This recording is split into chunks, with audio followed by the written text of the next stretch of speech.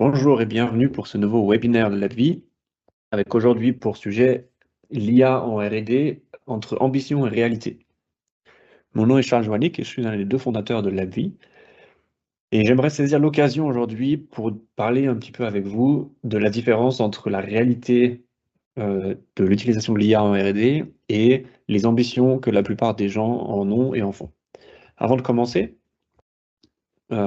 pour ceux qui assistent pour la première fois à un webinaire de LabVie, LabVie est une entreprise du groupe Netsch, d'où l'invitation par nos collègues. Et notre mission est assez simple. Nous voulons redéfinir l'innovation de matériaux en Europe grâce à notre plateforme intelligente développée donc par l'industrie pour l'industrie. Comment est-ce qu'on fait ça? On exploite en fait toutes les données nécessaires à la R&D dans le but de développer des produits de meilleure qualité plus rapidement, de prendre des décisions qui sont plus éclairées, mais aussi d'ouvrir l'accès aux nouvelles technologies, comme par exemple l'IA, à tout type d'entreprise. Quels sont les défis de la R&D en l'an 2026? Tout d'abord, les défis d'innovation. La plupart des entreprises font face à des exigences clients qui deviennent de plus en plus complexes, une concurrence qui est de plus en plus globale, mais aussi de plus en plus rapide. Bien sûr, on a aussi en interne un changement de génération. Cette génération, cette fameuse génération des baby boomers, qui part en retraite ou va partir en retraite dans les mois et les années qui viennent. Et en fait, la dernière génération qui a passé plus ou moins la plus grande majorité de sa carrière dans un monde où les softwares, le digital et Excel n'existaient pas vraiment.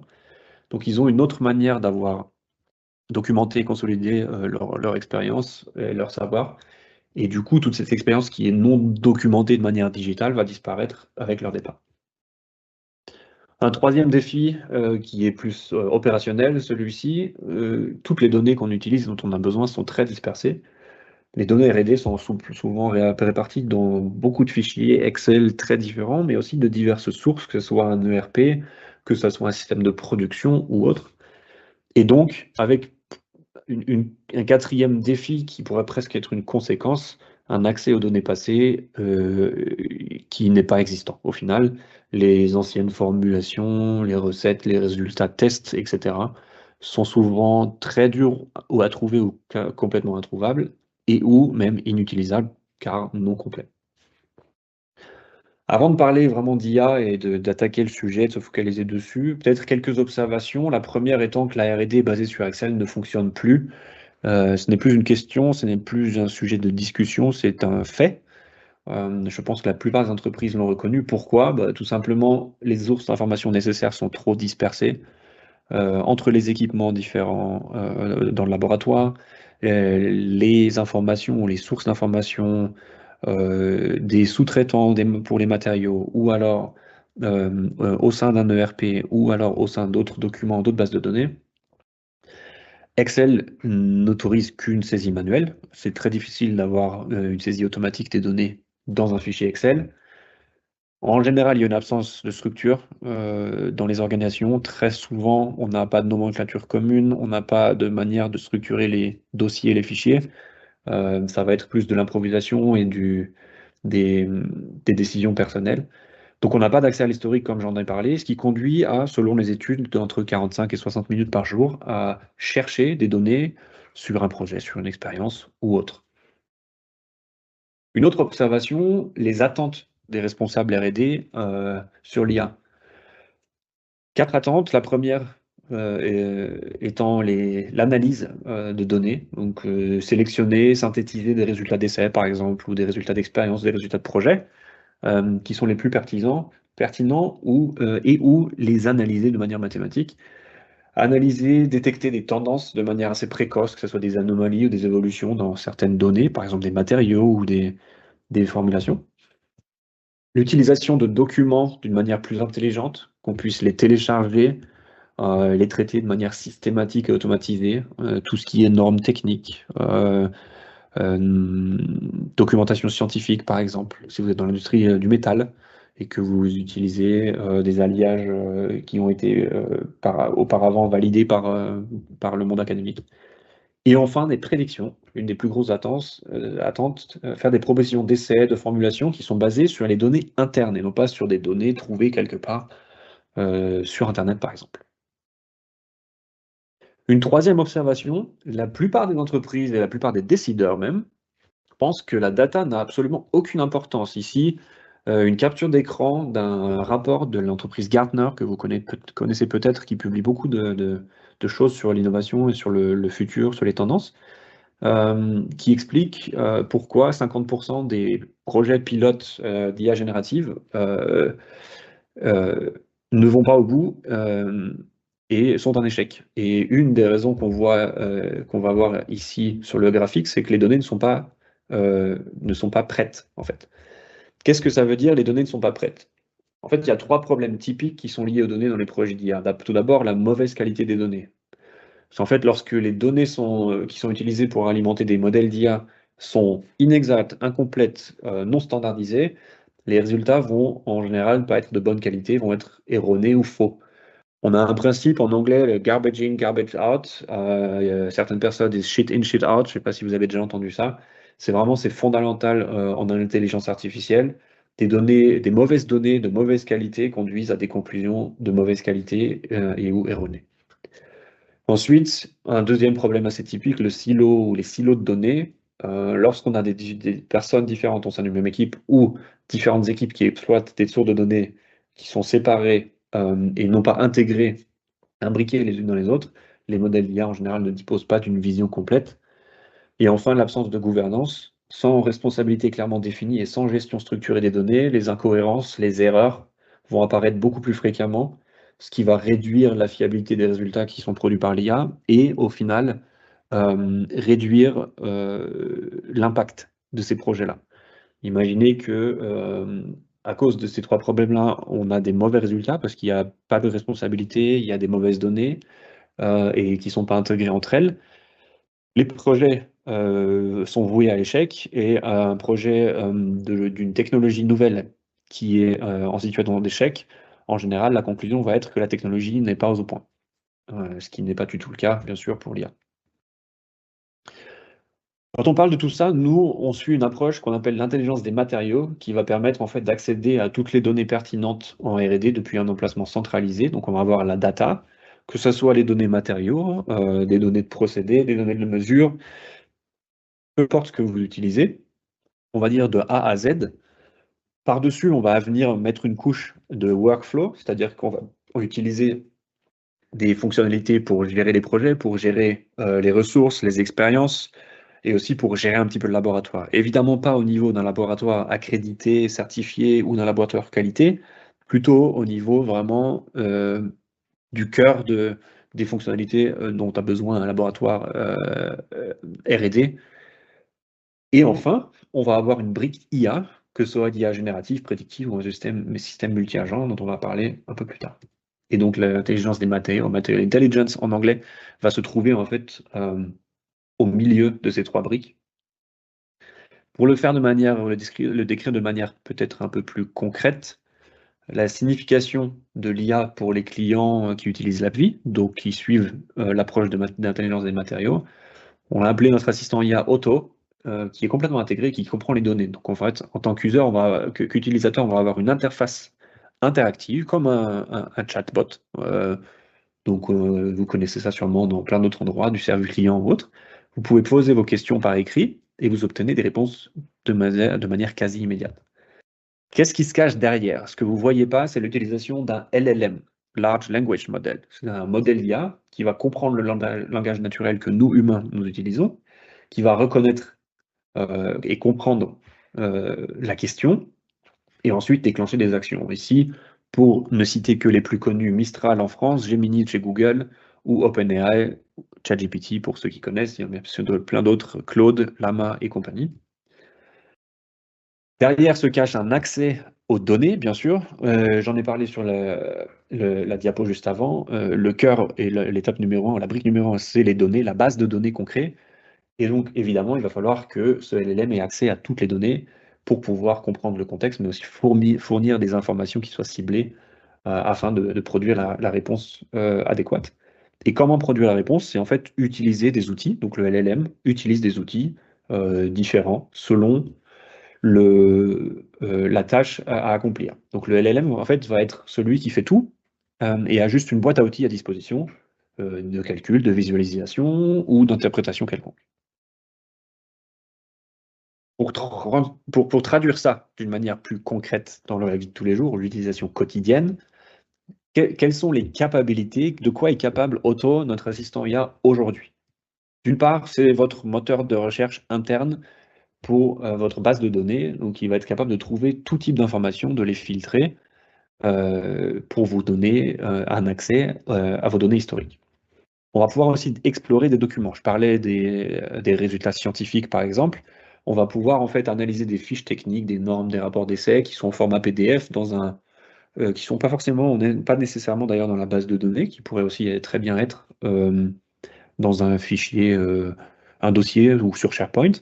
Et en fait, comme résultat, en posant une question, on va avoir comme un article Wikipédia en plus court, donc un résumé. Et en dessous du résumé, vous allez avoir les différentes sources, donc les différents fichiers PDF qui ont été identifiés comme utiles. Et quand vous cliquez sur le fichier PDF, ça va s'ouvrir à la page à laquelle en fait l'assistant IA a trouvé la bonne information. Une fonctionnalité ou une capacité d'analyse de données, donc réaliser des calculs mathématiques, produire des visualisations plus ou moins complexes, un petit peu de la même manière dont vous le connaissez sur Microsoft Excel.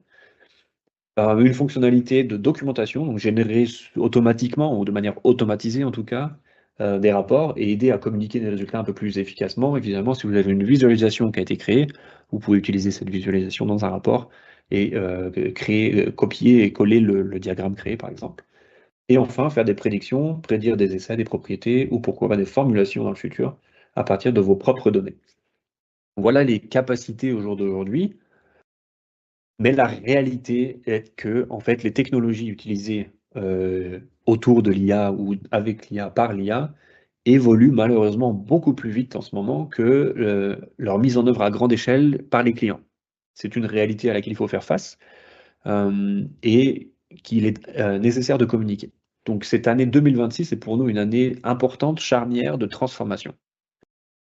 Et cette transformation, j'aimerais en fait vous l'expliquer un petit peu pour que vous compreniez aussi selon où vous en êtes en ce moment. Soit vous avez déjà commencé, soit vous voulez commencer, soit c'est quelque chose que vous aimeriez commencer dans le futur. Il se passe énormément de choses. Et donc cette première étape de transformation, ça va être de passer de l'assistant pur qu'on a aujourd'hui à un système d'agents. On va commencer par le point de départ. 2024, c'est à ce moment-là que l'AbbVie a présenté le premier assistant IA spécialement conçu pour le laboratoire. Donc cet assistant peut déjà prendre en charge des tâches typiques dont je viens de parler, qui vont apparaître dans votre quotidien, comme par exemple répondre à des questions assez simples, rechercher des données, etc. C'est déjà très utile, mais ça reste essentiellement un assistant, on va dire, réactif aux questions des usagers. En 2025, donc l'an dernier, de nouvelles technologies rendent possible ou ont rendu possible ce qu'on appelle des infrastructures cognitives.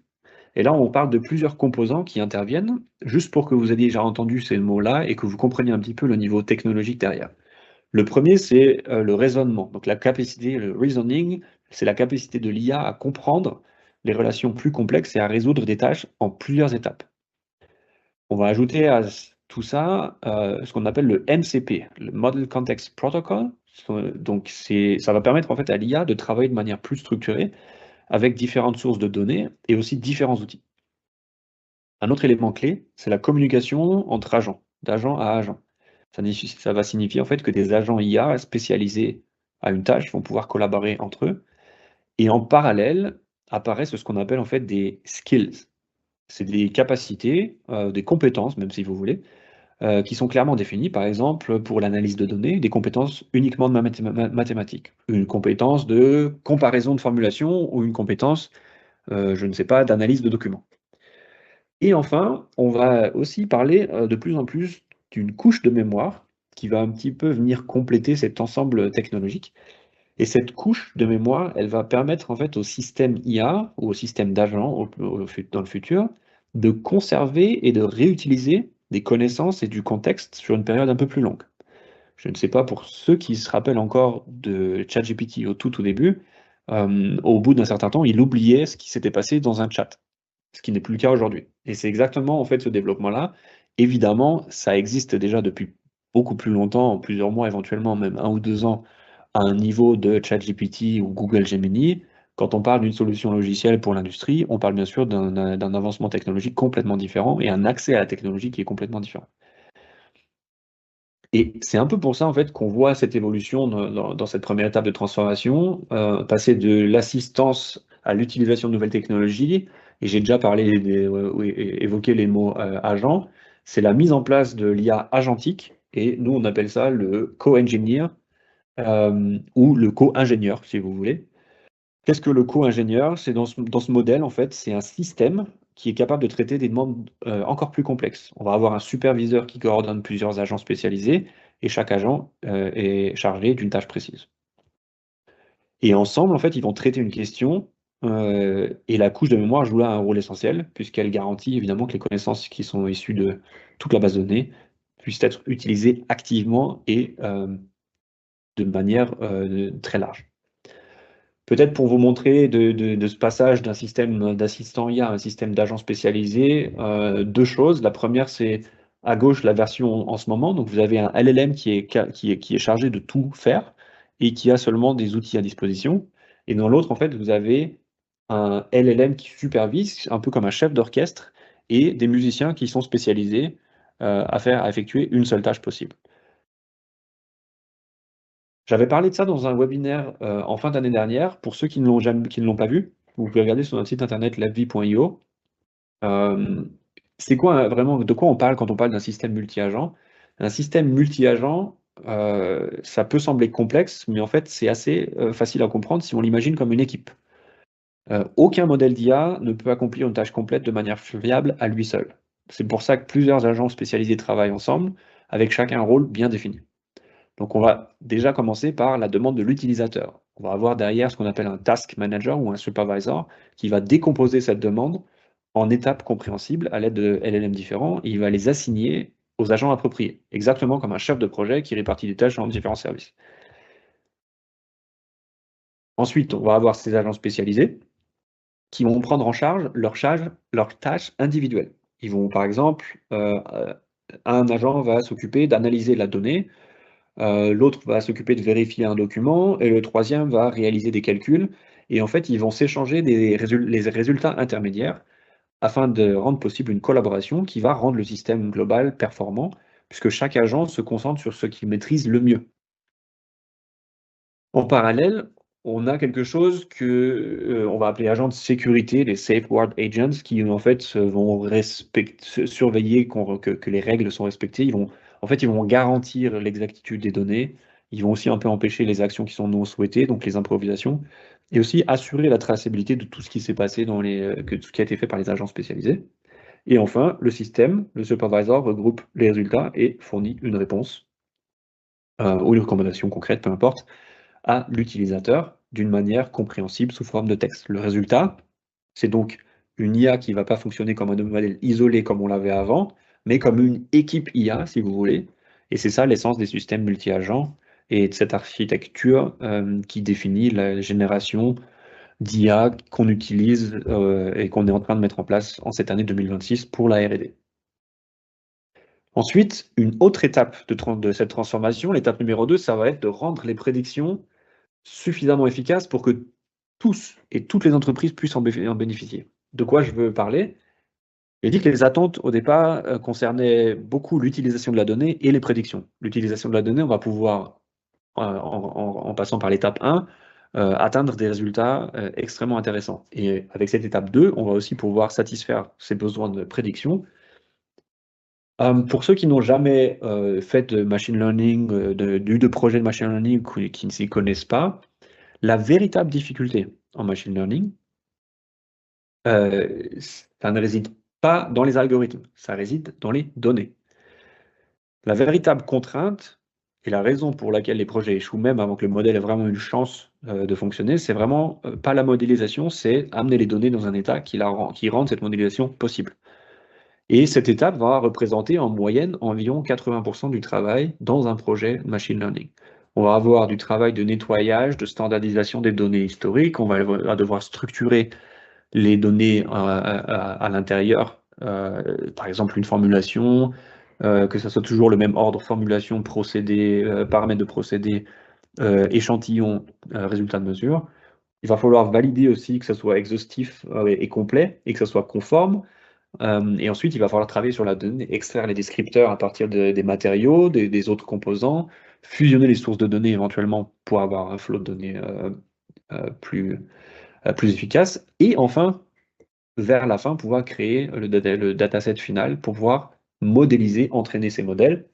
Et ces 20 derniers pourcents, si vous voulez, c'est vraiment entraînement, optimisation des modèles, sélection des caractéristiques pertinentes et ensuite évaluer les performances prédictives, prioriser les expériences prochaines et boucler la boucle en actualisant les modèles avec des nouveaux résultats. Comment est-ce qu'on réussit à vaincre tout ça?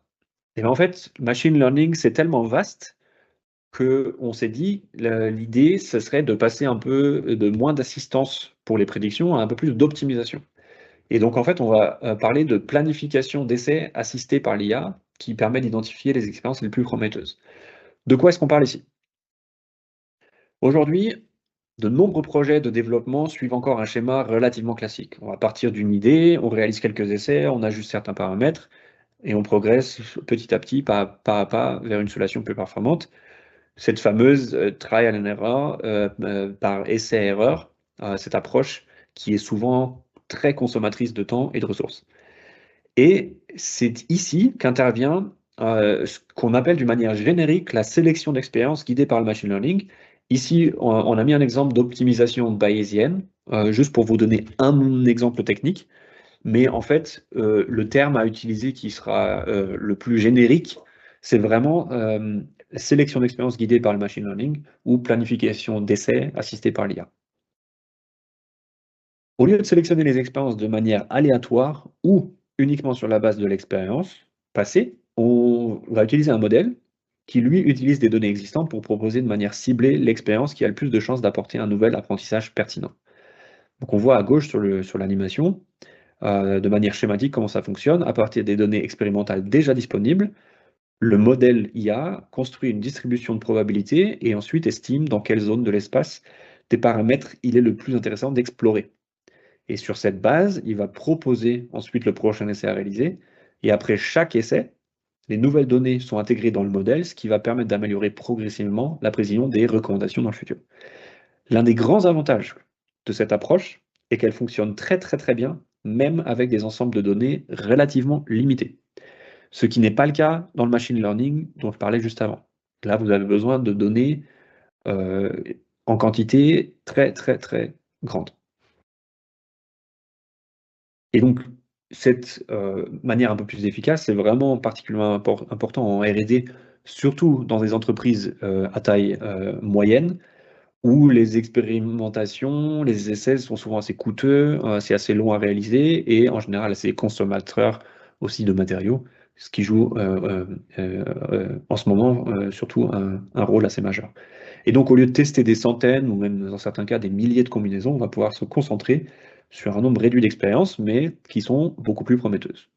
Donc, pour de nombreux projets, surtout les projets d'optimisation de formulation ou de remplacement d'un matériau, ça va signifier des cycles d'innovation beaucoup plus courts, une consommation de ressources extrêmement réduite et une compréhension, si vous voulez, un peu plus rapide du système des matériaux.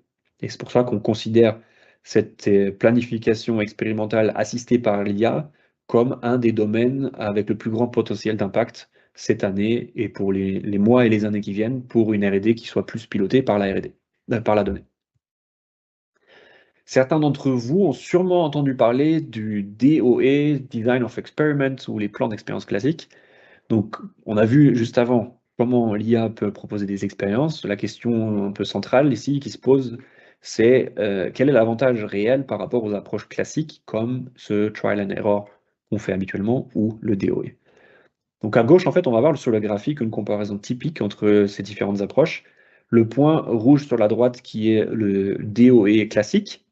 Donc vous avez beaucoup plus d'essais pour arriver à un résultat plutôt moyen. Donc le nombre d'essais étant sur l'axe horizontal et les résultats sur l'axe vertical, pour la performance obtenue au fil des essais. Et la courbe orange correspond à l'approche classique, donc basée sur les essais aléatoires, et la courbe bleue va représenter l'approche guidée par l'IA. Et là, en fait, ce qu'on voit très clairement, c'est qu'avec un nombre d'expériences nettement plus faible que DOE, l'approche guidée par l'IA va permettre d'atteindre des résultats beaucoup plus élevés que le trial and error, avec un nombre d'essais plus ou moins similaire. On arrive quand même à des niveaux où on a un nombre d'essais similaire, mais une performance à peu près 2 fois supérieure. Et dans ce processus, en fait, il y a plusieurs éléments qui sont pris en compte simultanément. Par exemple, les propriétés cibles du matériau, les contraintes techniques, ou encore les connaissances déjà disponibles sur ce même matériau ou sur les matériaux et sur leurs caractéristiques. Un autre point essentiel, c'est que le modèle est mis à jour après chaque essai. Donc les nouveaux résultats sont vraiment intégrés immédiatement, ce qui va permettre d'améliorer progressivement ces recommandations pour les essais suivants et donc réduire au fur et à mesure le nombre d'essais. Et on obtient en fait avec tout ça un processus d'apprentissage continu qui va équilibrer en fait l'exploration et l'exploitation. Le système explore de nouvelles zones du design, de l'espace de design, tout en approfondissant, en exploitant les zones qui semblent déjà prometteuses. Et pour les équipes R&D, ça va signifier concrètement moins d'essais, des décisions beaucoup plus fiables et des cycles de développement beaucoup plus rapides. Et c'est pour ça qu'on voit comme seconde étape, une fois le système d'agents mis en place, la planification expérimentale assistée par l'IA comme représentant un levier extrêmement important pour accélérer la R&D et le développement donc de nouveaux matériaux. Pour conclure, une fois toutes ces étapes atteintes, qu'est-ce qu'on va pouvoir, quel est l'impact qu'on va pouvoir mesurer sur la R&D? 30% d'itérations en moins grâce à une utilisation très efficace de toutes les données historiques, 50% d'efforts de documentation en moins grâce au transfert automatisé des données qu'on fait déjà aujourd'hui par le logiciel, mais aussi à l'IA, création automatisée de rapports. Et donc au final, à peu près 66%, dans 2 tiers de temps gagné sur la recherche de données grâce à cette base de données centralisée, harmonisée et l'intégration complète d'un système multi-agent et de prédiction efficace. Merci beaucoup de votre attention, merci de votre participation. Si vous avez des questions, n'hésitez pas à les poser en utilisant la fonction Q&A ici disponible. Je coupe mon micro pour quelques secondes, le temps que vous ayez que vous écriviez vos questions, et j'y vais y répondre dans les minutes qui suivent. Si d'ici 2-3 minutes on n'a pas de questions, je terminerai l'enregistrement et je vous dis à bientôt pour un prochain webinaire. Pour ceux qui aimeraient revoir les contenus, la présentation ainsi que l'enregistrement seront disponibles par email et sur notre site internet dans quelques heures ou quelques jours seulement. Merci beaucoup et à bientôt.